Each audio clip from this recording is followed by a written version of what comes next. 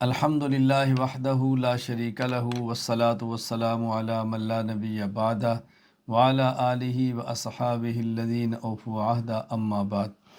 تخصص فی العقائد الاسلامیہ کا اصول حدیث پہ سبق چل رہا تھا۔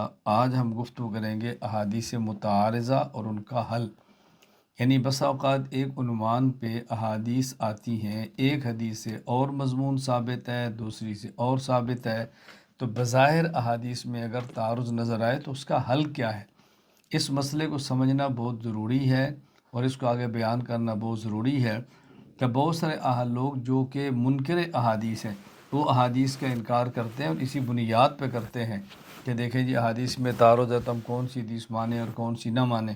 تو ذرا اس پر آج ہم بنیادی گفتگو کریں، تمام علماء کرام توجہ سے سنیں۔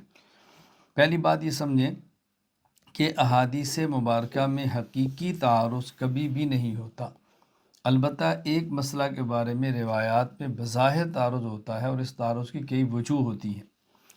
اس کی ایک وجہ بسا اوقات احادیث مبارکہ کے ذریعے ایک حکم دیا جاتا ہے جسے ایک صحابی محفوظ کر لیتا ہے، کچھ عرصہ بعد وہ حکم تبدیل ہو جاتا ہے اور جس کا علم پہلے صحابی کو نہیں ہوتا، تو یوں دونوں حکم امت میں منتقل ہو جاتے ہیں۔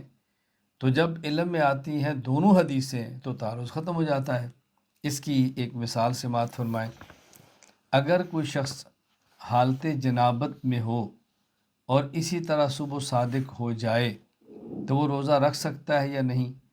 حضرت ابو ہریرہ رضی اللہ تعالیٰ عنہ فتویٰ دیا کرتے تھے کہ فرض یا نفل روزہ نہیں رکھ سکتا، جبکہ حضرت ام المومنین امی عائشہ رضی اللہ تعالیٰ عنہا اور ام سلمہ رضی اللہ تعالیٰ عنہا کا فتویٰ یہ تھا کہ وہ روزہ رکھ سکتا ہے۔ اب ایک آدمی سمجھتا ہے کہ حدیث میں تعارض ہے، تعارض نہیں، بات اچھی طرح سمجھ لیں۔ اس کی تفصیل حضرت امام ابو عبداللہ محمد اسماعیل بخاری رحمہ اللہ وفات 256 ہجری، صحیح بخاری حدیث نمبر 1925 میں بیان کرتے ہیں۔ اس ایک حدیث کو سننے سے سارا مسئلہ حل ہو جائے گا۔ حضرت عبد الرحمن فرماتے ہیں کہ مروان کو یہ پتہ چلا، مروان یہ مدینہ کے گورنر تھے، کہ حضرت ام المؤمنین عائشہ اور ام سلمہ رضی اللہ تعالیٰ عنہ فرماتی ہیں کہ رسول اکرم صلی اللہ علیہ وسلم حالت جنابت میں ہوتے، اسی حالت میں فجر کا وقت داخل ہو جاتا، صبح صادق ہو جاتی، آپ اس کے بعد غسل فرماتے اور روزہ رکھتے۔ تو اس سے معلوم ہوتا ہے کہ حالت جنابت میں انسان روزہ رکھ سکتا ہے۔ یعنی یہ کیا کہ حالت جنابت میں ہو اور غسل کر لے اور روزہ رکھ لے اور اس کے بعد صبح صادق داخل ہو، یہ الگ مسئلہ ہے۔ حالت جنابت میں ہو، اسی حالت میں سحری کھا لے اور پھر صبح صادق داخل ہو جائے اور اس کے بعد وہ غسل کرے۔ تو مروان کو جب یہ بات پتہ چلی تو مروان نے عبد الرحمن بن حارث کے فرمایا کہ میں تمہیں اللہ کی قسم دے کر کہتا ہوں کہ تم نے حضرت ابو ہریرہ کو یہ حدیث ضرور بیان کرنی ہے۔ حضرت عبد الرحمن کو یہ بات ناپسند صرف اس وجہ سے تھی کہ ان کو اچھا نہیں لگتا تھا کہ حضرت ابو ہریرہ بڑے آدمی ہیں تو میں کیسے ان کی بات کو رد کروں۔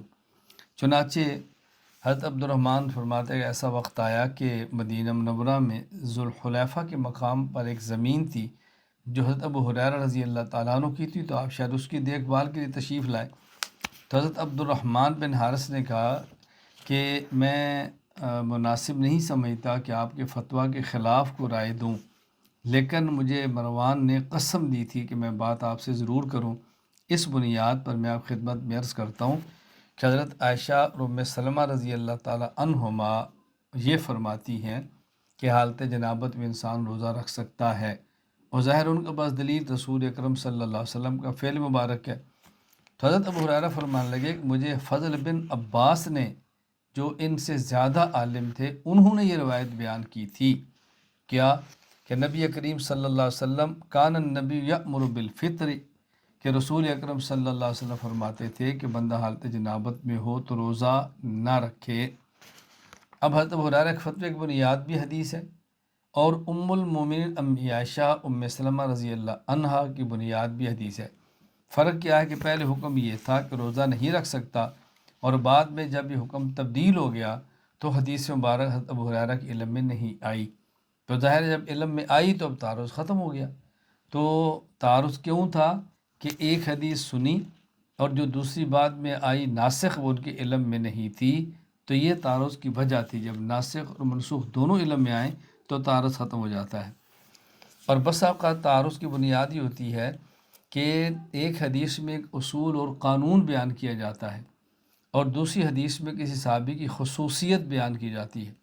اب امت کے سامنے خصوصیت بھی آتی ہے اور قانون بھی آتا ہے۔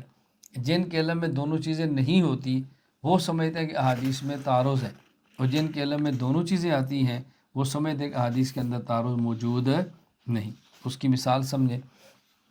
علامہ نور الدین علی بن ابو بکر الہیثمی رحمہ اللہ وفات 807 ہجری، مجمع الزوائد حدیث نمبر 3120 فرماتے ہیں، عبداللہ بن عمر نے فرمایا رضی اللہ عنہما کہ میں نے رسول اللہ صلی اللہ علیہ وسلم کو یہ فرماتے سنا، اذا دخل احدکم المسجد والامام علی المنبر، جب کوئی تم میں سے جمعہ کے دن مسجد میں داخل ہو اور امام منبر پر موجود ہو، یعنی امام بیٹھ جائے، خطبہ شروع کر دے یا خطبے کے لیے بیٹھ جائے، فلا صلاۃ ولا کلام حتی یفرغ الامام، پھر آپس میں کوئی بات بھی نہ کریں اور کوئی سنت اور کوئی نفل نماز نہ پڑھیں، بلکہ بیٹھ جائیں جب تک امام فارغ نہیں ہوتا۔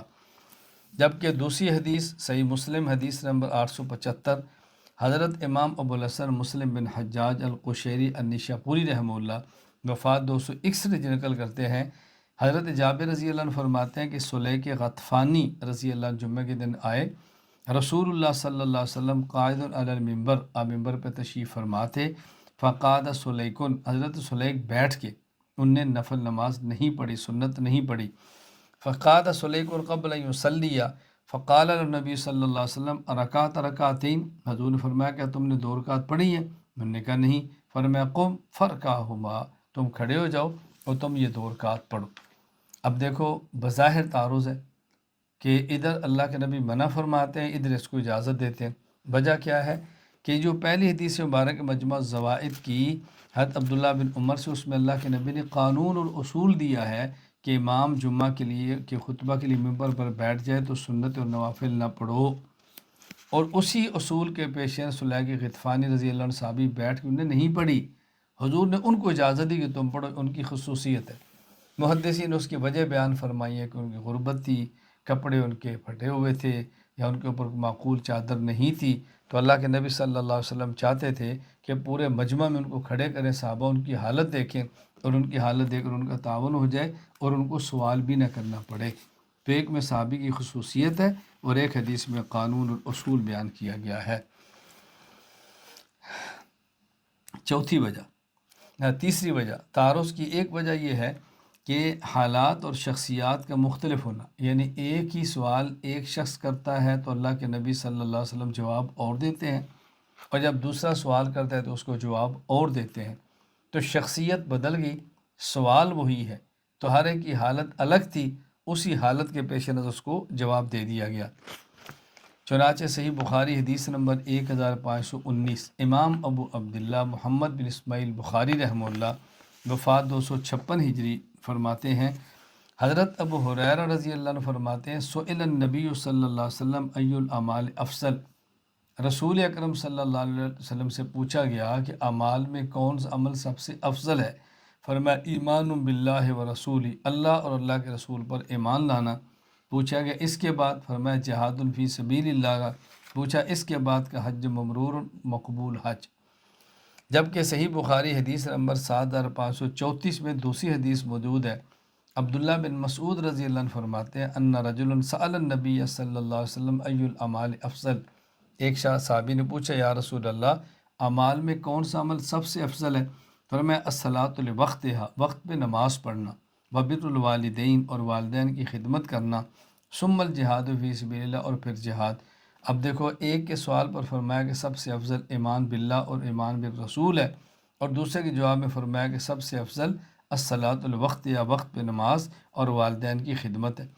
اب ظاہر ہے ایک آدمی کی حالت اور تھی، دوسرے کی حالت اور تھی، تو جس کے جو مناسب جواب تھا اس کو دے دیا گیا۔ میں اس کو سمجھانے کے لیے مثال دیتا ہوں، کوئی بندہ آ کر اپنے استاد سے پوچھے استاد جی کچھ چاہیے؟ فرمایا ہاں پانی لے آنا، اور اس کے بعد کوئی پوچھے استاد جی کوئی چیز چاہیے، میں بازار جا رہا ہوں، فرمایا ابھی تم ایسا کرو کہ پھل لے آنا۔ اب سوال تو ایک ہی ہے نا، ایک کو پھل کہہ دیا اور ایک کو پانی کہہ دیا، تعارض تو نہیں ہے۔ تو ایک سے یہ ضرورت پوری اور ایک سے یہ ضرورت پوری ہوگی. تو یہ بات اچھی طرح ذہن نشین فرما لیں. کسی شیخ کے پاس دو مرید ہیں اور ایک کو کہہ دے کہ بیٹا تم صدقہ دیا کرو، اور جی میں کیا عمل کروں؟ فرمایا صدقہ دو. دوسرا پوچھے جی میں کیا عمل کروں؟ فرمایا تم پابندی سے نوافل پڑھو. تو ظاہر ہے ایک نوافل پڑھتا ہوگا صدقہ کمزور ہوگا، ایک صدقہ پڑھتا ہوگا نوافل میں کمزور ہوگا. تو سوال تو ایک ہی ہے نا، لیکن شخص اور اس کی حالت کے بدلنے سے جواب بدل گیا. تعارض کی چوتھی وجہ، ظاہری تعارض کی ایک وجہ تفسیر اور اختصار ہے کہ بسا اوقات ایک حدیث کو ایک مقام پر مختصر بیان کیا گیا اور دوسرے مقام پر اس کو تفصیل سے بیان کیا گیا، حالانکہ ظاہری تعارض ہے، حقیقت میں کوئی تعارض نہیں. مثلا حضرت امام ابو عبداللہ محمد بن اسماعیل بخاری رحمہ اللہ، وفات 256 ہجری، صحیح بخاری حدیث نمبر 1، آپ نے حدیث النیہ بیان کی ہے، انما الاعمال بالنیات، یہاں الفاظ اور ہیں. اور اسی طرح آپ نے دوسری حدیث بیان کیا حدیث النیہ، وہاں پہ الفاظ اور ہیں. اب دونوں کا آپ سماعت فرما لیں. مثلا پہلے آپ نے روایت بیان کی، حضرت عمر کہتے ہیں رسول اللہ صلی اللہ علیہ وسلم فرمایا انما الاعمال بالنیات وانما لکل امرئ ما نوی فمن كانت ہجرته الی دنیا یصیبها او الی امرأة ینکحها فہجرته الی ما ہاجر الیہ. اگر کوئی شخص ہجرت کرتا ہے دنیا کے لیے کہ دنیا حاصل کرے، یا عورت کے لیے شادی کرے، تو اس کی ہجرت جس مقصد کے لیے اسی مقصد کے لیے ہجرت ہوگی. اب دوسری حدیث کیا ہے؟ اللہ کے نبی صلی اللہ علیہ وسلم فرمایا الاعمال بالنیہ، عمل کا مدار نیت پر ہے. بلکل امرئ ما نوی فمن كانت ہجرته الی اللہ ورسولہ، یا تفصیل ہے، جو اللہ رسول کے لیے ہجرت کرے اس کی ہجرت اللہ اور اللہ کے رسول کی خاطر ہے. ومن كانت ہجرته للدنیا یصیبها او امرأة یتزوجها فہجرت الی ما ہاجر الیہ. نیا تفصیل سے بیان کر دیا کہ جو شخص اللہ کے رسول کی ہجرت کرے گا اس کی ہجرت کا اجر اللہ کے رسول کی ہجرت کی والا ہوگا. اور جو گھر چھوڑتا ہے بیوی کے لیے یا دنیا کے لیے، تو ظاہر اس کا گھر چھوڑنا دنیا اور بیوی کی وجہ سے ہوگا. تو ایک جگہ پر تفصیل ہے اور ایک جگہ پر اجمال ہے. اب یہ تو میں نے بتایا کہ تعارض کی 4 صورتیں بیان کی ہیں کہ بسا کا تعارض اس وجہ سے ہے کہ ایک صحابی کو ایک حدیث کا پتہ چلتا ہے، ناسخ کا پتہ نہیں ہوتا. کبھی تعارض اس وجہ سے ہے کہ شخص بدل جاتے ہیں. کبھی تعارض اس وجہ سے ہے کہ ایک میں اصول ہے اور ایک میں خصوصیت ہے. کبھی تعارض اس وجہ سے ہے کہ ایک میں اجمال ہے اور ایک حدیث میں تفصیل ہے. اب یہ تعارض ختم کیسے ہوگا؟ رفع تعارض کی صورتیں کیا ہیں؟ ذرا اس کو اچھی طرح ذہن نشین فرما لیں. اگر ایک مسئلہ سے متعلق 2 حدیثیں آ جائیں جن میں بظاہر تعارض ہو، تو دیکھیں گے ان میں ناسخ کون سی ہے، منسوخ کون سی ہے. یعنی وہ کون سی ہے جو پہلے دور کی اور وہ کون سی ہے جو بعد کے دور کی ہے. پہلے دور والی کو منسوخ کہتے ہیں اور بعد کے دور والی کو ناسخ کہتے ہیں. اگر معلوم ہو جائے کہ ناسخ اور منسوخ کون سی ہے، تو ظاہر اس میں ناسخ کو راجح قرار دیں گے، منسوخ کو مرجوح قرار دیں گے، جو منسوخ ہے اس کو چھوڑ دیں گے. اور اگر ناسخ اور منسوخ کا علم نہ ہو کہ کون سی ناسخ اور کون سی منسوخ ہے، تو پھر ایک راجح اور دوسری ترجیح، ایک راجح اور دوسری مرجوح. تو راجح کا علم ہوگا اس پر ترجیح دیں گے، اور اگر راجح اور مرجوح کا بھی علم نہ ہو تو پھر دونوں میں تطبیق دیں گے. تو خلاصہ کیا ہے؟ اگر 2 حدیثوں میں بظاہر تعارض و تعارض ختم کیسے کریں گے؟ پہلے دیکھیں گے کہ ناسخ کون سی ہے، منسوخ کون سی ہے. ناسخ کو لیں گے، منسوخ کو چھوڑ دیں گے. اور اگر ناسخ اور منسوخ کا پتہ نہ ہو تو پھر اس کی صورت کیا ہوگی کہ ترجیح دیں گے، راجح کو لیں گے اور مرجوح کو چھوڑ دیں گے. اور اگر راجح اور مرجوح کا پتہ نہ چلے تو پھر دونوں کا معنی ایسا بیان کریں گے کہ اس میں تعارض ختم ہو جائے.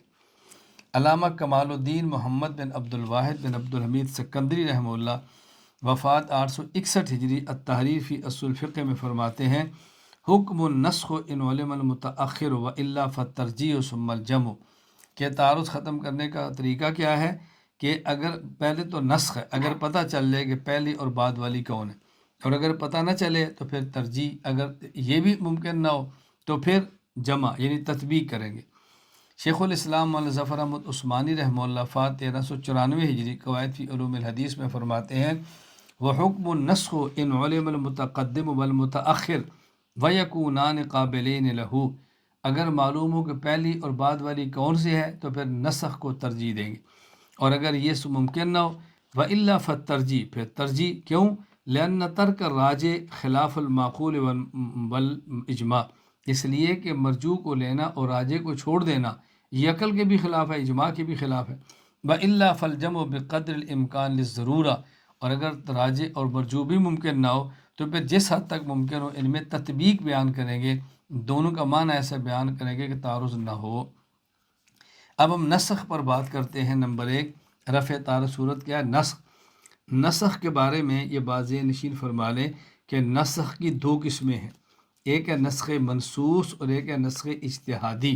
نسخ منسوس کا معنی کیا ہے کہ خود اللہ کے نبی صلی اللہ علیہ وسلم فرما دیں کہ پہلے میں نے آپ کو حکم یہ دیا تھا، اب میں حکم بدل کر تمہیں یہ دے رہا ہوں، یہ نسخ منسوس ہے۔ اور نسخ اجتہادی کا معنی کہ اللہ کے نبی صلی اللہ علیہ وسلم خود نہ فرمائیں کہ پہلے میں نے یہ حکم دیا تھا اب یہ حکم ہے، بلکہ اس کا کسی اور قرینے سے معلوم ہو کہ اور دلیل سے معلوم ہو کہ حکم پہلے اور یہ بات کیا ہے۔ وہ دلائل کون سے ہیں اس پر ہم بعد میں بات کرتے ہیں۔ پہلے اس کی مثال سنیں کہ نسخ منسوخ کہ اللہ کے نبی خود فرمائے یہ حکم پہلے تھا اور یہ حکم بعد کا ہے۔ حضرت امام ابو داؤد سلیمان بن اشعث السجستانی رحمہ اللہ وفات 275 ہجری سنن ابی داؤد میں فرماتے ہیں، سنن ابی داؤد بابن فی الاوعیہ، حضرت بریدہ کہتے ہیں رسول اللہ صلی اللہ علیہ وسلم فرمایا نہیتکم عن ثلاث وانا آمرکم بہن، میں نے پہلے تمہیں 3 کاموں سے روکا تھا، اب تمہیں تینوں کے کرنے کی اجازت دیتا ہوں۔ وہ 3 کون سے ہیں؟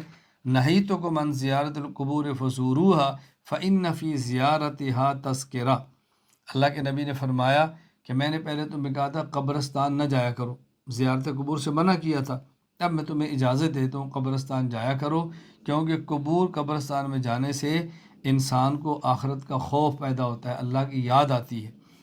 دوسری، وَنَهَيْتُكُمْ عَنِ الْأَشْرِبَةِ أَن تَشْرَبُوا إِلَّا فِي ظُرُوفِ الْعَدَمِ فَاشْرَبُوا فِي كُلِّ وِعَاءٍ غَيْرَ أَلَّا تَشْرَبُوا مُسْكِرًا، پہلے میں تمہیں یہ کہا کرتا تھا کہ چمڑے کے برتن کے علاوہ کسی اور میں پانی نہ پیو، اب میں تمہیں اجازت دیتا ہوں کہ چمڑے کے علاوہ کسی اور چیز کے برتن سے پانی پینا چاہو تو پی لو، بس نشہ آور چیز کا استعمال نہ کرنا۔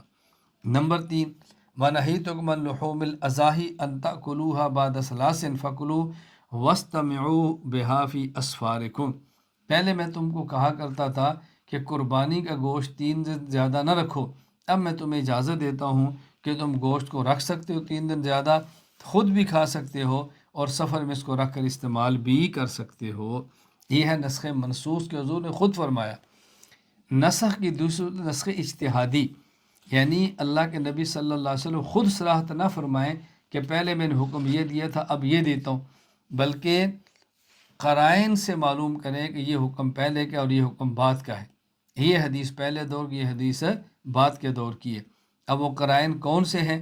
قرینہ نمبر 1، صحابی وضاحت کرے، یعنی صحابی خود فرمائے یہ حکم پہلے دور کا اور یہ حکم بعد کے دور کا ہے۔ اس کی آپ مثال سمجھیں۔ حضرت امام ابو الحسن مسلم بن حجاج القشیری رحمہ اللہ وفات 261 ہجری، صحیح مسلم باب الوضوء مما مست النار میں حدیث لاتے ہیں۔ پہلی حدیث کیا ہے؟ حضرت عائشہ رضی اللہ تعالیٰ عنہ فرماتی ہیں کہ رسول اللہ صلی اللہ علیہ وسلم فرمایا توضؤ مما مست النار، اگر آگ پر پکی ہوئی چیز تم کھا لو تو وضو کرو، آگ پہ پکی ہوئی چیز استعمال کر لو تو وضو کرو۔ مثلا ایک آدمی کا وضو تھا، اس نے چائے پی لی تو وضو ٹوٹ گیا۔ اگر ایک آدمی کا وضو تھا، اس نے قہوہ پی لیا، وضو ٹوٹ گیا۔ ایک آدمی کا وضو تھا، اس نے پکا ہوا سالن کھا لیا آگ پہ تو وضو ٹوٹ گیا۔ اب ایک حدیث یہ ہے۔ اس کے بعد امام مسلم بن حجاج رحمہ اللہ صحیح مسلم باب الوضوء مما مست النار میں حدیث لاتے ہیں، عبداللہ بن عباس رضی اللہ عنہ فرماتے ہیں ان النبی صلی اللہ علیہ وسلم اکل عرقا او لحما ثم صلی ولم یتوضا ولم یمس ماء، کہ نبی کریم صلی اللہ علیہ وسلم نے ایک مرتبہ گوشت والی ہڈی یا کچھ گوشت کھایا، پھر آپ نے نماز پڑھی اور آپ نے وضو نہیں فرمایا۔ اب دیکھو پہلی حدیث سے معلوم ہوتا ہے آگ پر پکی چیز کے استعمال سے وضو ٹوٹتا ہے، اور دوسری سے معلوم ہوتا ہے آگ پر پکی چیز استعمال کرنے سے وضو نہیں ٹوٹتا۔ اب ہم کس حدیث کو لیں گے؟ صحابی رسول جابر بن عبداللہ رضی اللہ عنہ خود فرماتے ہیں کہ آخری عمل اللہ کے نبی کا یہ تھا کہ اس سے وضو نہیں ٹوٹتا۔ تب صحابی نے وضاحت کر دی کہ آگ پر پکی چیز کے استعمال سے وضو ٹوٹ جانے والی حدیث پہلے کی ہے اور نہ ٹوٹنے والی بعد کی ہے۔ امام ابو جعفر احمد بن محمد بن سلامہ طحاوی رحمہ اللہ وفات 321 ہجری۔ شرح معانی الآثار باب اکل ما غیرت النار حل یوجب الوضوء عملہ، فرماتے ہیں کہ جابر بن عبداللہ رضی اللہ عنہ فرمایا کرتے تھے کان آخر الامرین من رسول اللہ صلی اللہ علیہ وسلم ترک الوضوء مما مست النار، نبی پاک صلی اللہ علیہ وسلم سے آخری عمل یہ ثابت ہے کہ آگ پر پکی چیز کے استعمال سے وضو نہیں ٹوٹتا۔ کرینہ نمبر 2، دوسرا کرینہ کیا ہے کہ کوئی محدث تاریخی اعتبار سے وضاحت کر دے کہ یہ حدیث پہلے دور کی اور یہ حدیث بعد کے دور کی ہے، محدث وضاحت کرے۔ اس کی آپ مثال سمجھیں، رسول اکرم صلی اللہ علیہ وسلم نے پہلے نماز پڑھی ہے بیٹھ کر، اور صحابہ کھڑے تھے، فرمایا امام بیٹھ کر پڑھے تم بھی بیٹھ کر پڑھو، اور بعد میں آپ کا عمل یہ تھا کہ آپ نے بیٹھ کے نماز پڑھی اور صحابہ کو فرمایا تم کھڑے ہو کر پڑھو، یا صحابہ نے کھڑے ہو کر پڑھی۔ اب ذرا توجہ فرمائیں، حضرت امام ابو عبداللہ محمد بن اسماعیل بخاری رحمہ اللہ وفات 256 ہجری، صحیح بخاری حدیث نمبر 5658۔ حضرت عائشہ رضی اللہ عنہ فرماتی ہیں کہ رسول اللہ صلی اللہ علیہ وسلم جب بیمار تھے، آپ کے پاس لوگ آتے بیمار پرسی کرتے تو آپ نے ان کو بیٹھ کر نماز پڑھائی، صلی بہم جالسا فجعلوا یصلون قیاما، اور صحابہ نے پیچھے کھڑے ہو کر نماز شروع کر دی، فاشار الیہم اجلسوا، آپ نے نماز میں اشارہ کیا کہ بیٹھ جاؤ، فلما فرغ، جب نماز سے فارغ ہو گئے تو آپ نے فرمایا ان الامام لیؤتم بہ، امام کی اقتداء کرنی چاہیے، فاذا رکع فرکعوا، جب امام رکوع کرے تم رکوع کرو، واذا رفع فرفعوا، جب امام کھڑا ہو تم کھڑے ہو جاؤ، فاذا صلی جالسا فصلوا، جب امام کھڑا ہو تم کھڑے ہو جاؤ، اور جب امام بیٹھ کر نماز پڑھے فصلوا جلوسا، تم بیٹھ کر نماز پڑھو۔ اب دوسری حدیث معرفت السنن والآثار للبیہقی میں حدیث نمبر 5679، امام ابو بکر احمد بن حسین بن علی بن موسیٰ البیہقی رحمہ اللہ وفات 458 ہجری، معرفت السنن والآثار میں فرماتے ہیں حضرت عائشہ رضی اللہ تعالیٰ عنہ فرماتی ہیں کہ نبی کریم صلی اللہ علیہ وسلم صلی فی مرض التی مات فی، آپ نے مرض الوفات یعنی جس بیماری میں آپ دنیا سے رخصت ہوئے، آپ نے نماز پڑھی جالساً بیٹھ کر، والناس خلفہ قیاما، اور لوگوں نے آپ کے پیچھے نماز پڑھی کھڑے ہو کر۔ اب دیکھو پہلی حدیث سے ہے بیٹھ کر، دوسری سے ہے کھڑے ہو کر۔ حضرت امام بخاری رحمہ اللہ تعالیٰ فیصلہ فرماتے ہیں کہ صحیح بخاری کی یہ روایت جو نقل کی ہے کہ نبی پاک صلی اللہ علیہ وسلم نے نماز پڑھی بیٹھ کر، صحابہ کھڑے تھے، آپ نے اشارہ کیا بیٹھنے کا، اور نماز کو فرمایا جب امام بیٹھ کر پڑھے تم بھی بیٹھ کر پڑھو۔ اس کے بعد حضرت امام بخاری فرماتے ہیں کہ قال ابو عبداللہ قال الحمیدی، فرماتا ہے کہ میرے استاد حمیدی فرماتے حاذ الحدیث منسوخ، یہ حدیث منسوخ ہے کہ امام بیٹھ کر پڑھے، مقتدی بھی بیٹھ کر پڑھیں، لأن النبی صلی اللہ علیہ وسلم آخر ما صلی قائدا والناس خلفہ قیاما، اس لیے کہ رسول اکرم صلی اللہ علیہ وسلم نے جو نماز پڑھی ہے، نبی کریم صلی اللہ علیہ وسلم کی نماز آخری کیا تھی کہ آپ نے بیٹھ کر پڑھی اور لوگوں نے آپ کے پیچھے نماز کھڑے ہو کر پڑھی۔ پھر امام بخاری باب انما جعل الامام لیؤتم بہ کے اندر پھر لائے ہیں، فرماتے تو حمیدی فرماتے اللہ کے نبی نے جو فرمایا جا صلی جالسا فصلوا جلوسا ہوا فی مرض القدیم، یہ آپ نے پہلی بیماری میں فرمایا تھا کہ امام بیٹھ کر نماز پڑھے تم بیٹھ کر پڑھو، ثم صلی بعد ذالک النبی صلی اللہ علیہ وسلم جالسا والناس خلفہ قیاما، اس کے بعد مرض الوفات میں جب آپ نے بیٹھ کے نماز پڑھی تو لوگوں نے آپ کے پیچھے کھڑے ہو کر پڑھی، لم یامر بالقعود، اب آپ نے بیٹھنے کا حکم نہیں دیا، وَإِنَّمَا يُؤْخَذُ بِالْآخِرِ فَالْآخِرِ مِنْ فعل النبی صلی اللہ علیہ وسلم، اور ضابطہ یہ ہے کہ رسول اکرم صلی اللہ علیہ وسلم کے آخری فعل پر عمل کیا جاتا ہے۔ یہ نسخ اجتہادی ہے۔ نسخ اجتہادی کی ایک اور صورت کیا ہے؟ اچھا یہاں ایک بات یہ نشین فرما لے ذرا، یہ جو ہم نے کہا کہ نبی پاک صلی اللہ علیہ وسلم کا جو آخری عمل ہے یہ ناسخ ہوگا، لیکن یہ شرط ہے کہ آپ کا آخری عمل کسی عذر کی وجہ سے نہ ہو۔ اگر کسی عذر کی وجہ سے ہو تو پھر آپ کے ساتھ خاص ہوگا، عذر کی وجہ سے اب اس کو ناسخ شمار نہیں کریں گے۔ آپ اس کی مثال سمجھ لیں کہ رسول اکرم صلی اللہ علیہ وسلم نماز پڑھا کرتے تو آپ جب پہلی رکعت سے فارغ ہوتے، 2 سجدے کرتے تو آپ تھوڑی دیر بیٹھتے پھر کھڑے ہوتے، اسے کہتے ہیں جلسہ استراحت۔ اچھا نبی پاک صلی اللہ علیہ وسلم جب پہلے نماز پڑھا کرتے تو آپ جلسہ استراحت نہیں فرماتے تھے، بلکہ آپ سجدے سے سیدھا کھڑے ہو جاتے، اور آپ کا آخری عمل کیا ہے کہ آپ جلسہ استراحت فرماتے، یعنی پہلی رکعت سے فارغ ہوتے، 2 سجدے کر لیتے، تھوڑی دیر بیٹھتے پھر کھڑے ہوتے۔ اب یہاں تو اصول کا تقاضا یہ تھا نا کہ جب آپ کا آخری امر 2 سجدوں کے بعد بیٹھ کر کھڑے ہونے کا ہے تو بیٹھنا جلسہ استراحت کرنا سنت ہو. ہم کہتے ہیں جلسہ استراحت سنت نہیں. کیوں؟ اس لیے کہ یہ نبی پاک صلی اللہ علیہ وسلم کو جو بیٹھنے کا عمل ہے یہ عذر کی وجہ سے ہے کہ آپ کا بدن ذرا بھاری ہو گیا تھا، آپ اس وجہ سے تھوڑی راحت کے لیے بیٹھ جایا کرتے تھے. اب اس کو ناسخ نہیں کہیں گے. چنانچہ اب روایات دیکھیں. امام ابو عیسیٰ محمد بن عیسیٰ بن سورہ ترمذی رحمہ اللہ، وفات 279 ہجری، جامع ترمذی باب کیف النحوذ من السجود میں روایت نقل کرتے ہیں. حضرت ابو ہریرہ فرماتے ہیں کان النبی صلی اللہ علیہ وسلم ینہض فی الصلاۃ علی صدور قدمی. رسول اکرم صلی اللہ علیہ وسلم نماز جب پڑھتے، نماز میں اپنے قدموں کے کناروں پر کھڑے ہو جاتے. یعنی جس طرح سجدے میں پاؤں ہوتے ہیں نا کہ پاؤں انگلیوں پر آدمی سجدہ کرتا ہے، آپ اسی طرح سیدھا کھڑے ہو جاتے، جلسہ استراحت نہیں فرماتے تھے. امام ابو عبداللہ محمد بن اسماعیل بخاری رحمہ اللہ، وفات 256 ہجری، صحیح بخاری حدیث نمبر 677 نقل کرتے ہیں. ابو قلابہ کہتے ہیں کہ ہمارے پاس مالک بن حویرث ہماری مسجد میں آئے اور فرمان لگے انی لاصلی بکم وما ارید الصلاۃ، میں نے نماز نہیں پڑھنی لیکن میں نماز پڑھ رہا ہوں صرف تمہیں دکھانے کے لیے کہ رسول اللہ صلی اللہ علیہ وسلم کو میں نے نماز پڑھتے کیسے دیکھا ہے. فقلت لابی قلابہ، تو حضرت ایوب کہتے ہیں میں نے ابو قلابہ سے پوچھا کیف کان یصلی، کہ کس طرح نماز پڑھتے تھے رسول اللہ صلی اللہ علیہ وسلم. ابو قلابہ فرمانے لگے مثل شیخنا، جس طرح ہمارے شیخ مالک بن حویرث پڑھتے ہیں.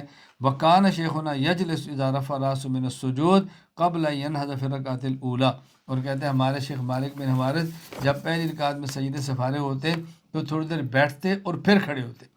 اب یہ جو آپ کے بیٹھنے کا عمل تھا یہ نبی پاک صلی اللہ علیہ وسلم کا عذر تھا کہ آپ کچھ بدن بھاری ہو گیا تھا. چنانچہ حضرت امام طحاوی رحمہ اللہ تعالی شرح معانی الاثار باب الوتر میں حدیث لائے ہیں. ابو امامہ رضی اللہ عنہ فرماتے ہیں ان رسول اللہ صلی اللہ علیہ وسلم کان یوتر بتسع، نبی پاک صلی اللہ علیہ وسلم پہلے ایسا کیا کرتے کہ آپ 6 رکعت نفل پڑھتے اور 3 رکعت وتر پڑھتے. فلما بدنا، جب آپ کا بدن بھاری ہو گیا، بکثر لحمہ، اور گوشت زیادہ ہوا، او ترى بسبع، تو پھر آپ 4 رکعت نفل اور 3 رکعت وتر پڑھتے. وصلی رکعتین و جالسن، اور پھر بعد آپ 2 رکعت بیٹھ کر پڑھتے تھے. یعنی آپ کا الگ عمل سنت کھڑے ہو کر پڑھنے کا، لیکن آپ بیٹھ کر پڑھتے کیوں؟ بدن کچھ آپ کا بھاری ہو گیا تھا. تیسرا قرینہ کہ نسخ اجتہادی کا تیسرا قرینہ و دلیل کیا ہے؟ محدث کا طرز عمل ہے. محدث کا طرز عمل کیا ہے کہ حضرت امام نووی رحمہ اللہ تعالیٰ کا ضابطہ بیان کیا ہے. علامہ محی الدین ابو زکریا یحییٰ بن شرف اور نووی رحمہ اللہ، وفات 676 ہجری، شرح مسلم للنووی باب الوضوء مما مست النار، فرماتے ہیں کہ ذکر مسلم رحمہ اللہ فی ھذا الباب الاحادیث الواردہ بالوضوء مما مست النار ثم عقبها بالاحادیث الواردہ بترک الوضوء مما مست النار. حضرت امام مسلم پہلے وہ احادیث لائے جس سے ثابت ہوتا ہے کہ آگ پر پکی چیز کے استعمال سے وضو ٹوٹ جاتا ہے. پھر وہ احادیث لائے کہ جس سے معلوم ہوتا ہے آگ پر پکی چیز استعمال سے وضو نہیں ٹوٹتا. فَكَأَنَّهُ يُشِيرُ إِلَىٰ أَنَّ الْوُضُوءَ مَنْسُوخٌ، گویا امام مسلم اشارہ کرنا چاہتے ہیں کہ آگ پر پکی چیز کے استعمال سے وضو کا ٹوٹ جانا یہ منسوخ ہے. وَهَذِهِ عَادَةُ مُسْلِمٍ وَغَيْرِهِ مِنْ أَئِمَّةِ الْحَدِيثِ، فرماتے حضرت امام مسلم اور دیگر ائمہ حدیث کی مبارک عادت یہ ہے یذکرون الاحادیث التي يرونها منسوخة ثم يعقبون بالناسخ، یہ پہلے ان احادیث کو لاتے ہیں جو ان کے نزدیک منسوخ ہوتی ہیں اور بعد میں ان احادیث کو لاتے ہیں جو ان کے ہاں ناسخ ہوتی ہیں. اب دیکھیں اس اصول کی روشنی میں چند ایک مثالیں دیتا ہوں تاکہ بات آپ اچھی طرح ذہن نشین فرما لیں. حضرت امام مالک بن انس رحمہ اللہ، وفات 179 ہجری، موطا امام مالک میں پہلے باب باندھے القراءۃ خلف الامام فیما لا یجہر فی بالقراء، بعد میں کہتے ہیں ترک القراءۃ خلف الامام فیما جہر فی، کہ پہلے عنوان قائم کیا کہ امام کے پیچھے قراءت کرنی چاہیے اور پھر عنوان قائم کیا کہ امام کے پیچھے قراءت نہیں کرنی چاہیے جہری نمازوں میں. اچھا، اسی طرح امام ابو عبداللہ محمد بن حسن شیبانی رحمہ اللہ، وفات 189 ہجری، موطا امام مالک باب القراءۃ فی الصلاۃ خلف الامام، پہلے آپ اس بات قراءت کی حدیث کو لائے اور پھر امام کے پیچھے ترک قراءت کی حدیث کو لائے. اچھا، اسی طرح امام ابو بکر عبد الرزاق بن حمام بن نافع رحمہ اللہ، وفات 211 ہجری، مصنف عبد الرزاق باب القراءۃ خلف الامام، پہلے حدیث قرات خلف الامام کی لائے اور پھر احادیث ترک قرات خلف الامام کی لائے۔ نمبر 4، امام ابو بکر عبداللہ بن محمد بن ابی شیبہ رحمہ اللہ، وفات 235 ہجری، مسند ابن ابی شیبہ میں پہلے باب قائم کیا، باب من رخص فی القرات خلف الامام، قرات خلف الامام کا، اور پھر باب باندھا من کرہ القرات خلف الامام، یعنی ترک قرات خلف الامام کا۔ امام ابو عبداللہ محمد بن اسماعیل بخاری رحمہ اللہ، وفات 256 ہجری، جزء القرات میں پہلے قرات خلف الامام کی حدیث کو ذکر کیا اور پھر ترک قرات خلف الامام کی حدیث کو ذکر کیا۔ امام ابو عبداللہ محمد بن یزید ابن ماجہ رحمہ اللہ، وفات 273 ہجری، سنن ابن ماجہ، پہلے باب القرات خلف الامام قائم کیا اور پھر باب اذا کر الامام فانصتوا، ترک قرات کی احادیث لائے۔ اسی طرح امام ابو داؤد سلیمان بن اشعث سجستانی رحمہ اللہ، وفات 275 ہجری، پہلے باب قائم کیا، باب مر القرات اذا لم یجہر، اور پھر قرات کی حدیث کو ذکر کیا، پھر باب قائم کیا، باب من لم یر القرات اذا لم یجہر، کہ قرات نہ کرنے کی باب باندھا اور اس پر احادیث کو لائے۔ امام ابو عیسیٰ محمد بن عیسیٰ بن ثورہ ترمذی رحمہ اللہ، وفات 279 ہجری، جامع ترمذی، پہلے باب قائم کیا، باب ما جاء فی القرات خلف الامام، اور پھر باب قائم کیا، باب ما جاء فی ترک القرات خلف الامام اذا جہر بالقراءہ۔ امام ابو عبد الرحمن احمد بن شعیب النسائی رحمہ اللہ، وفات 303 ہجری، سنن نسائی، پہلے فرماتے ہیں ایجاب و قراءت خلف الکتاب، قراءت فاتحۃ الکتاب فی الصلاۃ، اور پھر باب قائم کیا، ترک القراءت خلف الامام فی ما لم یجر فی، اور ترک قراءت خلف الامام فی ما یجر بھی، ابواب باندھے اور احادیث ترک کو بیان کیا۔ امام ابو جعفر احمد بن محمد بن سلامہ طحاوی رحمہ اللہ، وفات 321 ہجری، پہلے قراءت کی حدیث کو لائے اور بعد میں ترک قراءت کی حدیث کو لائے۔ رفع تعارض کی ایک صورت کیا تھی؟ نسخ، اور رفع تعارض کی دوسری صورت یہ ہے ترجیح، یعنی قرائن کی بنیاد پر ہم وجوہ ترجیح دیکھیں گے کہ یہ حدیث راجح اور یہ مرجوح ہے، راجح کو لیں گے اور مرجوح کو چھوڑ دیں گے۔ اب وجوہ ترجیح کیا ہے؟ بعض وجوہ ترجیح کا تعلق ہے متن سے، بعض کا تعلق ہے سند سے، اور بعض کا کچھ اور خارجی امور سے ہے۔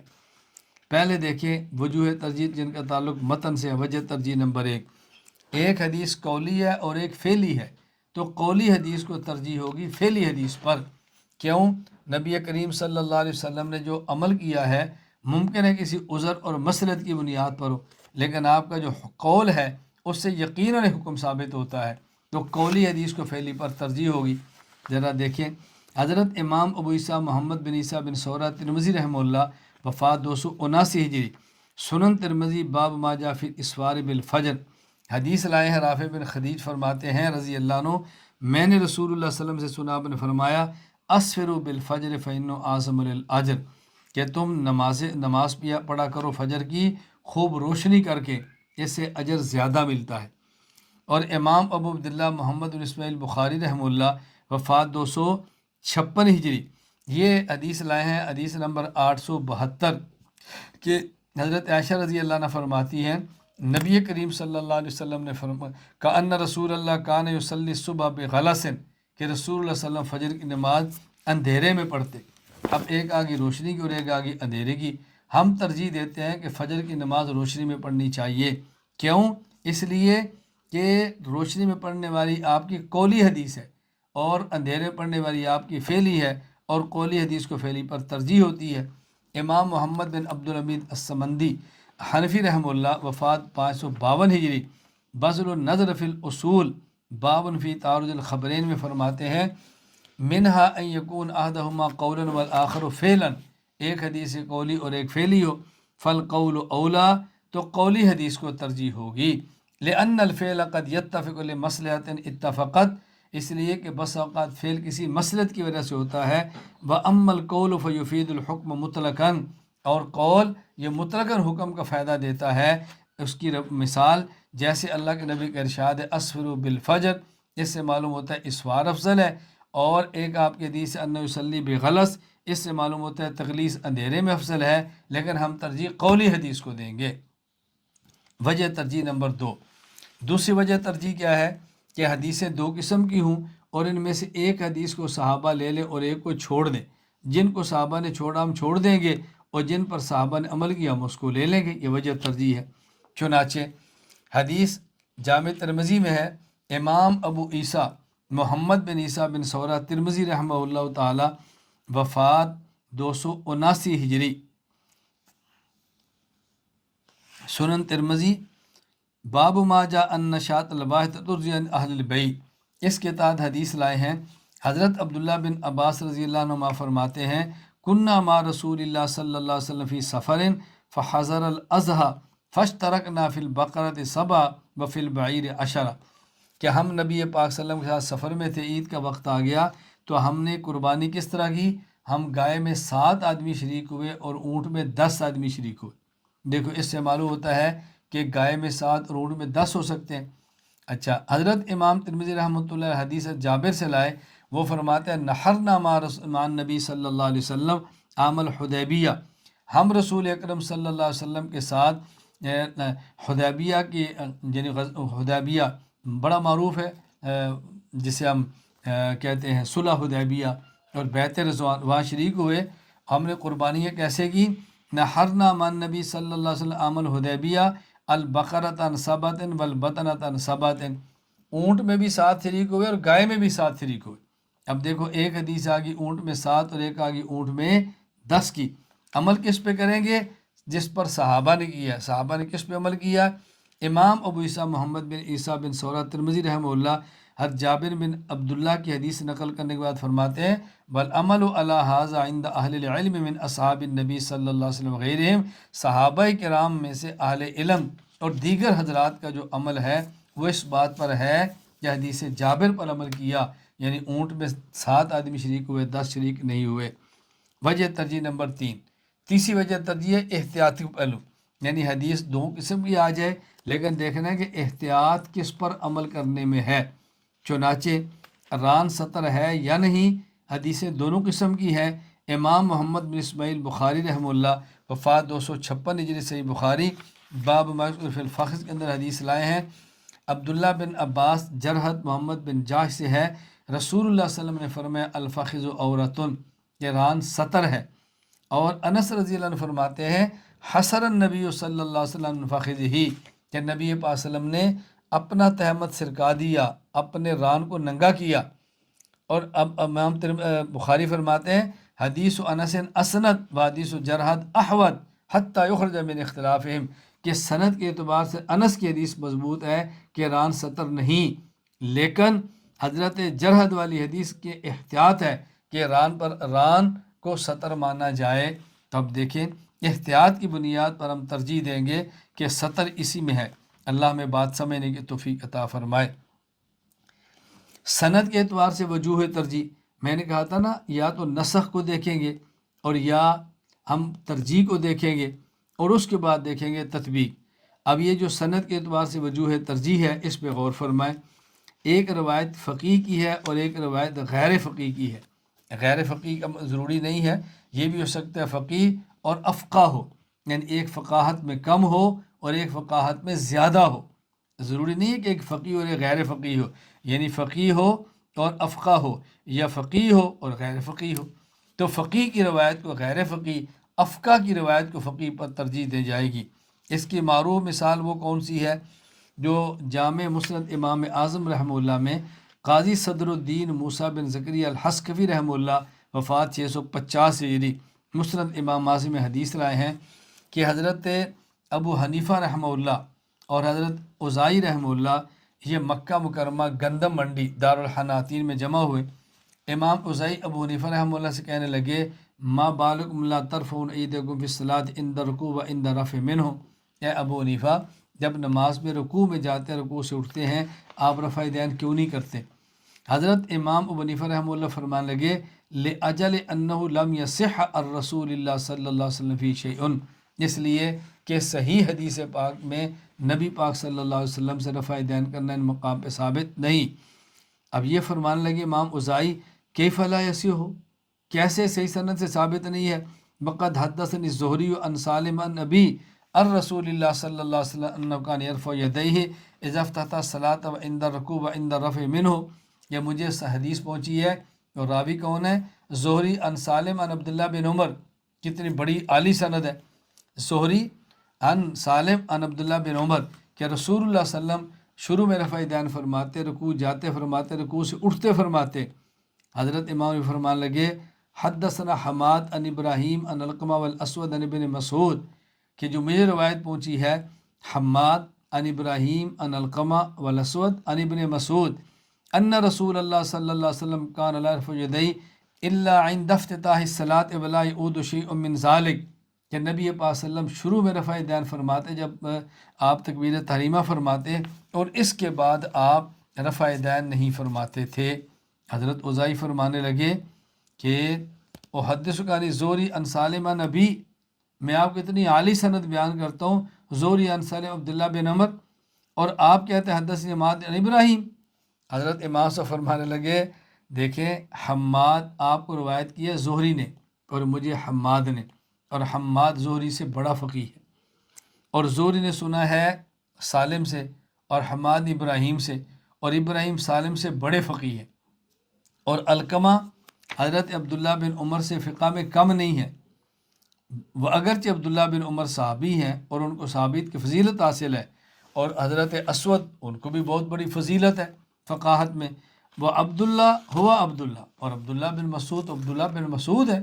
فسکت الاوزاعی، حضرت امام اوزاعی خاموش ہو گئے، تو گویا کہ امام علامہ کمال الدین محمد بن عبد الوہاب بن عبد الحمید رحمہ اللہ فات 861 ہجری فتح القدیر شرح قدیر میں فرماتے ہیں فرجح بفقہ الروات کما رجح الاوزاعی بعلو الاسناد وهو المذهب المنصور عندنا، کہ حضرت امام اوزاعی نے ترجیح دی علو سند کی بنیاد پہ، لیکن حضرت امام حنیفہ نے ترجیح دی کس پر؟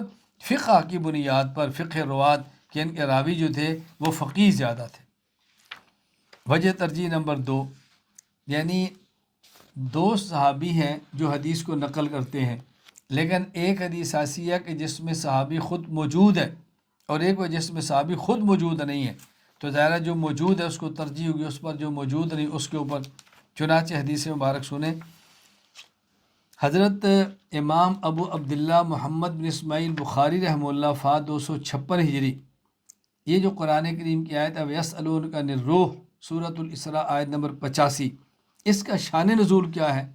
اس میں جو حضرت امام بخاری بیان فرماتے ہیں وَمَا أُوتِيتُم مِّنَ الْعِلْمِ إِلَّا قَلِيلًا کے تحت، وہ فرماتے ہیں حضرت عبداللہ بن مسعود رضی اللہ عنہ فرماتے ہیں بین انا امشی مان نبی صلی اللہ علیہ وسلم فی خرب المدینہ، میں نبی کریم صلی اللہ علیہ وسلم کے ساتھ مدینہ منورہ کے پرانے مکانات یا کھنڈرات میں چل رہا تھا، وَهُوَ يَتَوَكَّأُ عَلَىٰ أَصِيبٍ مَّعَهُ فَمَرَّ بِنَفَرٍ مِّنَ الْيَهُودِ، رسول اکرم صلی اللہ علیہ وسلم ایک چھڑی کا سہارا لے کر چل رہے تھے، کچھ یہودیوں کے پاس سے گزرے تو بعض یہودیوں نے بعض سے کہا کہ ان سے روح کے بارے میں پوچھو، اور دوسرے کہنے لگے کہ مت پوچھو، ہو سکتا ہے یہ جواب دے اور تمہیں ناپسند ہو۔ خیر بازو نے کہا نہیں پوچھنا چاہیے، تو ایک نے کہا یا ابوالقاسم مر روح، اے ابوالقاسم روح کیا ہے؟ رسول اللہ صلی اللہ علیہ وسلم خاموش ہو گئے۔ فقلت انہ یوحا الی، کہتا ہے میں سمجھا کہ آپ کو وحی آنی شروع ہو گئی ہے۔ فقمت فلما انجلی عنہ، جب وحی ختم ہوئی تو آپ نے فرمایا ویسألونک عن الروح قل الروح من امر ربی وما اوتیت من العلم الا قلیلا۔ اب اس حدیث کو دیکھیں تو معلوم ہوتا ہے کہ ویسألونک عن الروح یہ مدینہ منورہ میں نازل ہوئی ہے۔ عبداللہ بن مسعود فرماتا ہے کہ میں حضور کے ساتھ تھا جب یہودیوں نے سوال کیا، مدینہ منورہ میں کیا، روح کے بارے میں کیا، اس پر یہ آیت نازل ہوئی۔ اچھا دوسری حدیث ترمذی میں، امام ابو عیسیٰ محمد بن عیسیٰ بن ثورہ ترمذی رحمہ اللہ وفات 279 ہجری، جامع ترمذی یہاں نقل فرماتے ہیں حدیث نمبر 3140۔ وہ حدیث کیا ہے؟ عبداللہ بن عباس رضی اللہ عنہ فرماتے ہیں قالت قریش لیہود، یہودیوں نے قریش سے کہا آتونا شیئا نسأل ھذا الرجل، ہمیں کچھ سوال بتاؤ کہ ہم محمد سے پوچھیں صلی اللہ علیہ وسلم۔ انہوں نے کہا سلو عن الروح، تم روح کے بارے میں پوچھو۔ انہوں نے روح کے بارے میں سوال کیا، وَيَسْأَلُونَكَ عَنِ الرُّوحِ یہ آیت نازل ہو گئی۔ اب دیکھو اس سے معلوم ہوتا ہے کہ یہ آیت مکی ہے، تو ترمذی کی روایت سے معلوم ہوتا ہے کہ مکہ مکرمہ میں نازل ہے، اور بخاری کی روایت سے مدینہ منورہ میں ہے۔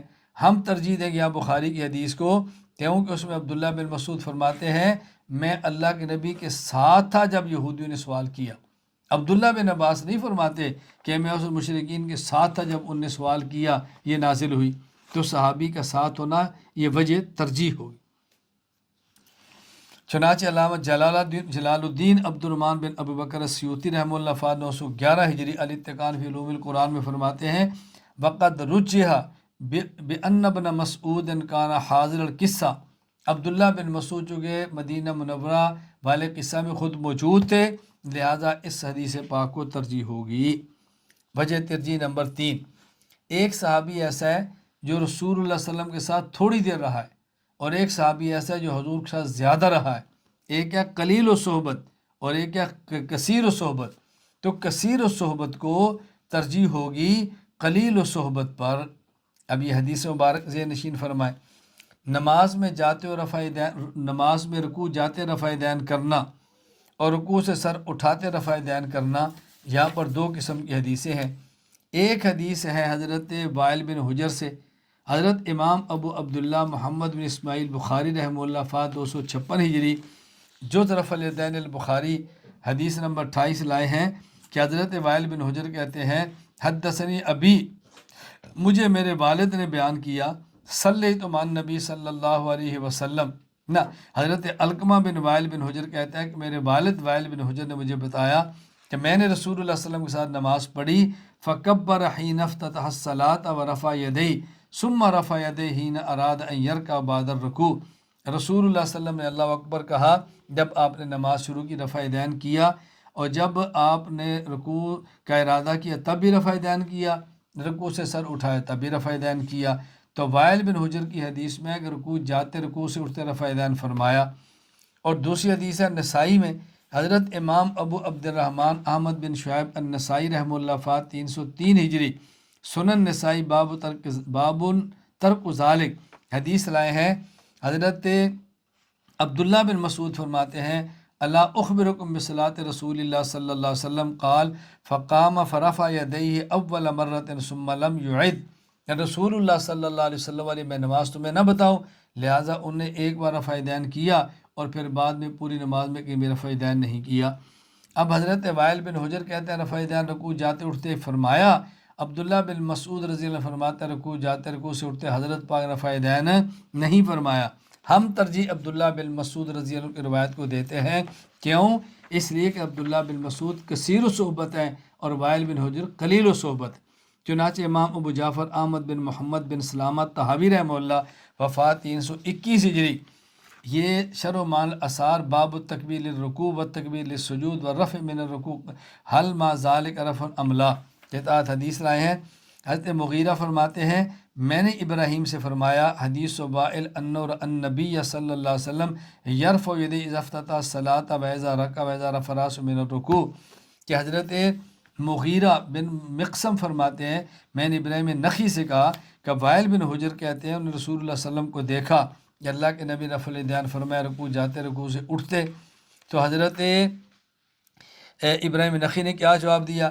فرمایا ان کا وائل رآہ مرتن، حضرت وائل نے ایک بار دیکھا ہے اور انہوں نے ایسے کر لیا، فقد رآہ عبداللہ بن عبداللہ 50 مرہ لا یفعل ذلک، اور حضرت عبداللہ بن مسعود نے رسول اللہ علیہ وسلم کو 50 بار دیکھا تو انہوں نے رفع دین نہیں کیا۔ تو دیکھیں ہم ترجیح عبداللہ بن مسعود کو دیں گے۔ خارجی قرائن سے وجہ ترجیح، یعنی کوئی اور وجہ ترجیح ہو، وہ خارجی قرائن کیا ہے؟ مثلا کئی قرائن ہیں، پہلا قرینہ کہ دو حدیثیں ہوں لیکن ایک حدیث کا مضمون قرآن کریم کے مطابق ہو تو اس کو ترجیح ہوگی۔ چنانچہ امام ابو الحسن مسلم بن حجاج القشیری رحمہ اللہ وفات 261 ہجری صحیح مسلم حدیث 705، وہ فرماتے ہیں عبداللہ بن عباس نے فرمایا جمع رسول اللہ صلی اللہ علیہ وسلم بین الظہر والعصر والمغرب والعشاء بالمدینہ فی غیر خوف ولا مطر، نبی پاک صلی اللہ علیہ وسلم ظہر و عصر اور مغرب عشاء کو مدینہ میں بغیر خوف اور بغیر بارش کے جمع کیا، یعنی کوئی بھی عذر نہیں تھا۔ اچھا دوسری حدیث امام ابو عیسیٰ محمد بن عیسیٰ بن ثورہ ترمذی رحمہ اللہ وفات 279 ہجری سنن ترمذی حدیث نمبر 188، یہ فرماتے ہیں حضرت عبداللہ بن عباس فرماتے ہیں رسول اللہ صلی اللہ علیہ وسلم فرمایا من جمع بین الصلاتین من غیر عذر فقط اتا بابا من ابواب الکبائر، جس آدمی نے دو نمازوں بغیر عذر کے جمع کیا اس نے بہت بڑا کبیرہ گناہ کیا۔ اب دیکھو حدیث مسلمہ سے معلوم ہوا کہ آپ نے بغیر عذر کے جمع فرمایا، اور حدیث ترمذی معلوم ہوا کہ بغیر عذر کے جمع کرنا بہت بڑا گناہ ہے۔ دونوں کے راوی عبداللہ بن عباس ہیں۔ ہم ترجیح اسی کو دیں گے کہ جمع کرنا بہت بڑا گناہ ہے۔ کیوں؟ اس لیے کہ قرآن کریم کی آیت ان الصلاۃ کانت علی المؤمنین کتابا موقوتا، سورۃ النساء آیت نمبر 103، اس میں واضح ہے ہر نماز اپنے وقت پر فرض ہے، تو ہر نماز کو اپنے وقت پہ پڑھنا چاہیے، وقت سے پہلے وقت کے بعد نہیں پڑھنی چاہیے۔ دوسری وجہ ترجیح اجماع صحابہ کے موافق ہو، یعنی حدیثیں دو قسم کی ہیں لیکن ایک کا مضمون صحابہ کے اجماع کے موافق ہے، لہذا اس حدیث کو ترجیح ہوگی جو اجماع صحابہ کے موافق ہو۔ چنانچہ جنازے میں کتنی تکبیرات کہنی چاہیے؟ امام ابو عیسیٰ محمد بن عیسیٰ بن سورہ ترمذی رحمہ اللہ، وفات 279 ہجری، سنن ترمذی حدیث نمبر 1023، وہ فرماتے ہیں کہ کان زید بن ارقم، زید بن ارقم یکبر علی جنائزنا اربع، یہ نماز جنازہ پر 4 تکبیریں پڑھتے، وَإِنَّهُ کبر علی جنازۃ خمسہ، اور اسی طرح جنازے پر انہوں نے 5 تکبیریں پڑھی، یعنی زید بن ارقم جنازہ پڑھاتے ہوئے 4 تکبیرات کہتے، ایک بار 5 تکبیرات کہہ دی۔ ہم نے ان سے پوچھا کہ آپ نے 5 کیوں پڑھی ہیں؟ وہ فرمانے لگے کان رسول اللہ صلی اللہ علیہ وسلم یکبرھا، نبی پاک صلی اللہ علیہ وسلم اسی طرح فرماتے تھے، یعنی کبھی 4 کبھی 5۔ اچھا، اب ہمیں کتنی پڑھنی ہے؟ ہم پڑھتے ہیں 4، اس لیے حدیث میں 4 بھی آ گئی اور 5 بھی آ گئی نا، ایک مرتبہ 4 اور ایک مرتبہ 5، ہم ترجیح 4 والی کو دیں گے۔ وجہ اس لیے کہ صحابہ کا اجماع ہے 4 تکبیرات پر۔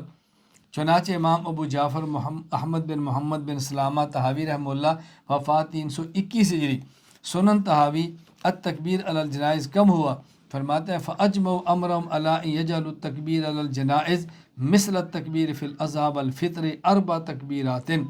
صحابہ کرام نے اس بات پر اتفاق کر لیا کہ نماز جنازہ میں ایسی ہی تکبیریں پڑھیں گے جیسے عید الاضحیٰ اور عید الفطر میں، 4 تکبیرات، 4 تکبیرات۔ دیکھیں عید الاضحیٰ میں بھی ہم 4 تکبیرات، پہلے اللہ اکبر ایک بار، پھر ہاتھ نیچے، پھر اللہ اکبر، پھر اللہ اکبر، پھر اللہ اکبر، پھر اللہ اکبر، 4۔ اور اسی طرح فرماتے ہیں عید الفطر میں بھی ہم 4 پڑھتے ہیں، عید الاضحیٰ میں بھی، یہاں بھی ہم 4 ہی پڑھیں گے۔ اب آگے دیکھیں، یعنی عید الاضحیٰ میں شروع میں 4 اور دوسری رکعت کے آخر میں 1 مرتبہ، پھر دوسری مرتبہ، پھر تیسری مرتبہ، پھر چوتھی مرتبہ کیا کہ ہاتھ چھوڑ کے رکوع میں چلے جاتے ہیں۔ فَأُجْمِعَ أَمْرُهُمْ عَلَىٰ ذَلِكَ فَهَٰذَا عمر رضی اللہ تعالیٰ عنہ قد رد الامر فی ذلك الى 4 تکبیرات بمشورۃ اصحاب رسول اللہ صلی اللہ علیہ وسلم بذلك علیہ۔ حضرت عمر نے صحابہ کے مشورے سے اس بات پہ اتفاق فرما دیا کہ جنازہ کے اندر 4 تکبیرات پڑھی جائیں گی۔ تیسرا قرینہ یہ ہے کہ قیاس کے موافق ہو، یعنی 2 حدیثیں ہیں اور ایک قیاس کے موافق ہے اور ایک قیاس کے مخالف ہے، تو ترجیح اس کے دیں گے جو قیاس کے موافق ہے۔ چنانچہ اگر برتن میں کتا منہ ڈال دے تو اس وقت برتن کو کتنی بار دھونا چاہیے؟ 3 یا 7؟ ایک حدیث میں 3 ہے، ایک میں 7 ہے، ہم ترجیح 7 کو دیتے ہیں۔ دیکھیں امام جمال الدین ابو محمد عبداللہ بن یوسف بن محمد الزیلی رحمہ اللہ، وفات 762 ہجری، نصب الرایہ، فرماتے ہیں ابو ہریرہ رضی اللہ تعالیٰ سے حدیث موجود ہے کہ رسول اللہ صلی اللہ علیہ وسلم فرمایا اذا بلغ الکلب فی اناء احدکم فلیرحقہ ولیغسلہ 3 مرات، کہ جب کتا تم میں کسی کے برتن میں منہ ڈال دے تو اس کو پانی کو گرا دو اور 3 مرتبہ اس کو دھو لیا کرو۔ اچھا، اور دوسری حدیث امام ابو الحسن مسلم بن حجاج القشیری رحمہ اللہ، وفات 261 ہجری، صحیح مسلم حدیث 279، حضرت ابو ہریرہ فرماتے ہیں رسول اللہ صلی اللہ علیہ وسلم فرمایا اذا بلغ الکلب فی اناء احدکم فلیرحقہ ثم لیغسلہ 7 مرار، اگر تم میں سے کسی کے برتن میں کتا منہ ڈال دے تو پانی کو گرا دو اور 7 مرتبہ دو۔ اب صحیح مسلم میں آ گیا کتنی مرتبہ دھونا ہے؟ 7 مرتبہ، اور نصب و رایہ میں حدیث آ گئی 3 مرتبہ، ہم ترجیح دیں گے 3 مرتبہ کو کیونکہ یہ قیاس کے مطابق ہے۔ قیاس کیا ہے؟ اگر کتا بول کسی برتن میں کر دے تو برتن کو 3 مرتبہ دھونا کافی ہے، تو لعاب تو بول سے کم نجاست چھوٹی ہے، تو بول اگر کر دے 3 مرتبہ دھونا کافی ہے، تو بتائیں اس کے لعاب سے 3 مرتبہ دھونا کافی کیوں نہیں ہوگا؟ چنانچہ امام ابو الحسن علی بن ابو بکر بن عبد الجلیل المرغینانی رحمہ اللہ، وفات 593 ہجری، البدایہ میں فرماتے ہیں انما یصیبہ بولہ یطہر بالثلاث فما یصیبہ صورہ ودونہ اولا، کہ بے شک وہ جس کو کتے کا بول لگ جائے وہ 3 مرتبہ دھونے سے پاک ہو جاتا ہے، تو جو نجاست میں بول سے کم ہے وہ 3 مرتبہ دھونے سے یقیناً پاک ہو جائے گا۔ رفع تعارض کی تیسری صورت تطبیق ہے۔ ہم نے پہلی صورت بیان کی نسخ، دوسری ترجیح اور تیسری تطبیق، یعنی دونوں احادیث کا معنی ایسا بیان کریں گے کہ جیسے تعارض ختم ہو جائے۔ اب اس کی مثال سمجھیں۔ ایک حدیث مبارک میں ہے کہ رسول اللہ صلی اللہ علیہ وسلم نے حدیث لکھنے سے منع فرمایا، اور ایک میں حدیث لکھنے کی اجازت دی۔ ہم ترجیح دیں گے کہ جس میں حدیث لکھنے کی آپ نے اجازت دی ہے سماعت فرمائیں۔ حضرت امام ابو عبداللہ احمد بن حنبل البغدادی رحمہ اللہ فات 241 ہجری، مسند احمد حدیث نمبر 11085، حضرت ابو سعید خدری رضی اللہ عنہ فرماتے ہیں رسول اللہ صلی اللہ علیہ وسلم فرمایا لا تکتبوا انی شیئا سوى القرآن ومن کتب شیئا سوى القرآن فلیمحہ، کہ میری طرف سے تم قرآن کے علاوہ کچھ نہ لکھا کرو، اگر کسی نے قرآن کے علاوہ کچھ لکھا ہو تو اس کو مٹا دے، یعنی حدیث لکھنے سے منع فرمایا۔ اور دوسری حدیث حضرت امام ابو عبداللہ محمد بن اسماعیل بخاری رحمہ اللہ فات 256 ہجری، صحیح بخاری کتاب اللقطہ میں فرماتے ہیں حضرت ابو ہریرہ فرماتے رضی اللہ عنہ جب اللہ تعالیٰ نے مکہ فتح فرما دیا رسول اللہ صلی اللہ علیہ وسلم کے ہاتھوں پر، اللہ کے نبی نے پھر لوگوں میں کھڑے ہو کر خطبہ دیا، فحمد اللہ وثنا علیہ، آپ نے فرمایا ان اللہ حبس مکہ الفیل، اللہ تعالیٰ نے اصحاب الفیل ابرا کو مکہ سے روک دیا، لیکن آج اللہ نے اپنے رسول اور ایمان والوں کو مکہ فتح کروا دیا۔ اب فرمایا فَإِنَّهَا لَا تَحِلُّ لِأَحَدٍ كَانَ قَبْلِي فَإِنَّا أُحِلَّتْ لِي سَاعَةً مِّن نَّهَارٍ وَإِنَّهَا لَا تَحِلُّ لِأَحَدٍ بَعْدِي، کہ مجھ سے پہلے کسی کے لیے مکہ میں قتل جائز نہیں تھا اور میرے بعد بھی جائز نہیں ہوگا، آج کچھ وقت کے لیے اللہ نے حلال کیا اور مجھے اجازت دی ہے۔ فَلَا يُنَفَّرُ صَيْدُهَا، یہاں کے شکار کو نہ دوڑایا جائے، وَلَا يُخْتَلَى شَوْكُهَا، یہاں کے درخت گھاس نہ کاٹے جائیں، وَلَا تَحِلُّ سَاقِطَتُهَا إِلَّا لِمُنشِدٍ، اور فرمایا یہاں اگر کوئی چیز گرے اس کو نہ اٹھایا جائے الا کہ کوئی اعلان کرنے والا ہو۔ وَمَنْ قُتِلَ لَهُ قَتِيلٌ، اگر کسی کا بندہ قتل ہو گیا اس کو 2 اختیار ہیں، چاہے تو فدیہ لے چاہے تو قصاص اس کو قتل کرے۔ حضرت عباس نے کہا یا رسول اللہ ہمیں گھاس کاٹنے کی اجازت ہونی چاہیے، فَإِنَّا نَجَلُوا لِقُبُورِنَا وَبُيُوتِنَا، جس کی ہمیں ضرورت پڑتی ہے اپنی قبروں اور اپنے گھروں کے لیے۔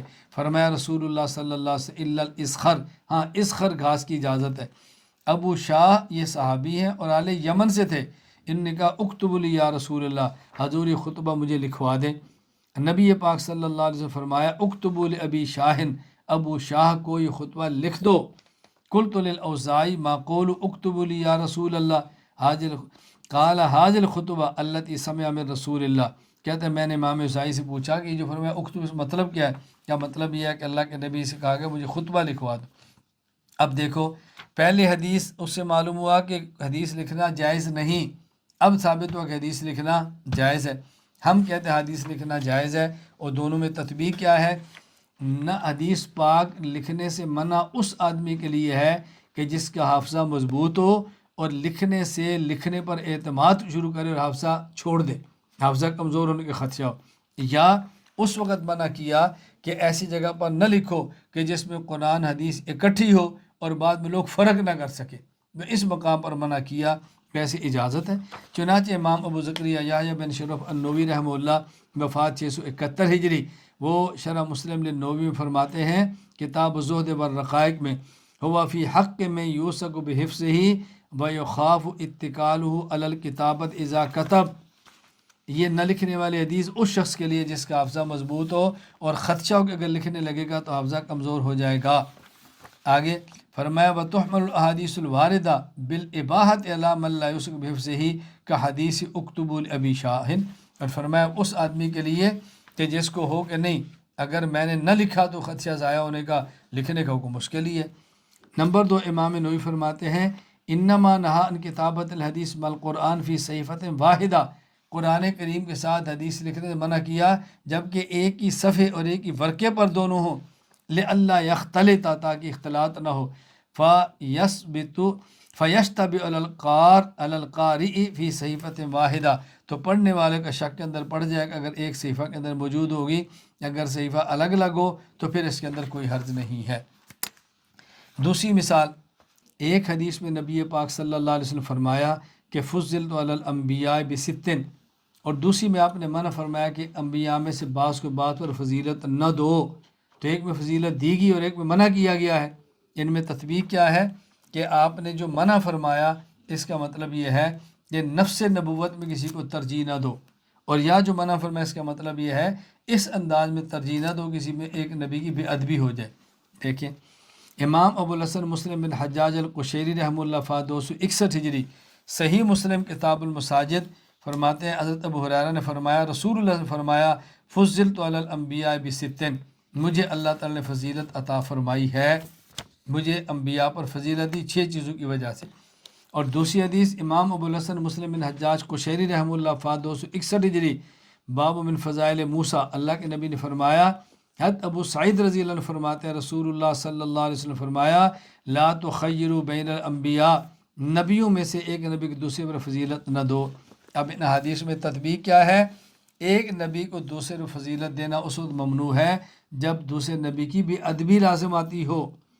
اللہ اکبر۔ چنانچہ امام ابو زکریا یحییٰ بن شرف نووی رحمہ اللہ وفات 671 ہجری، شرح مسلم میں فرماتے ہیں ان النہی انما هو عن تفضیل یؤدی الی تنقیص المفضول، اور دوسری وجہ نفس نبوت میں کسی نبی کو دوسرے نبی پر فضیلت نہیں دینی چاہیے، مخصوص اصحاب میں فضیلت دی گئی ہے۔ النہی مختص بالتفضیل فی نفس النبوہ فلا تفاضل فیہا وانما التفاضل بالخصائص وفضائل اخرى ولا بد من اعتقاد التفضیل، یعنی نبی ہونے میں ایک نبی کو دوسرے پر فضیلت نہ دو، لیکن جہاں تک تعلق خصائص اور دیگر فضائل کا ہے وہ تو ہے، اس میں تو کوئی اشکال کی بات ہی نہیں ہے۔